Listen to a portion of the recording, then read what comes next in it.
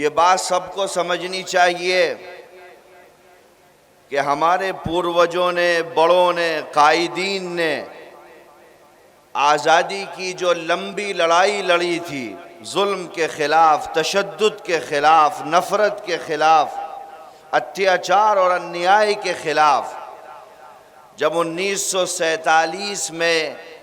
اس لڑائی میں ہمیں فتح حاصل ہوئی تھی تو اس وقت کی قیادت نے یہ طے کیا تھا کہ اس ملک کے اندر ایک آئین ہوگا، سمویدھان ہوگا، دستور ہوگا۔ یہ دستور اس بھارت کو دنیا کے سامنے پیش کرے گا جس بھارت کا تصور اس مرد مجاہد نے کیا تھا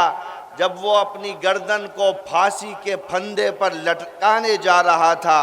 جس بھارت کا سپنا اس نے دیکھا تھا، اس بھارت کو اس دیش کے آئین اور سمویدھان کی لائنوں میں درشایا جائے، اور یہ طے کیا گیا۔ ڈاکٹر امبیڈکر صاحب کی قیادت میں ملک کا آئین بنا اور متفقہ طور پر یہ کہا گیا کہ اس ملک کا سمویدھان سپریم ہے، آئین سب سے اوپر ہے، ساری حکومتیں چاہے وہ مرکزی حکومت ہو یا ریاستی حکومت ہو، سب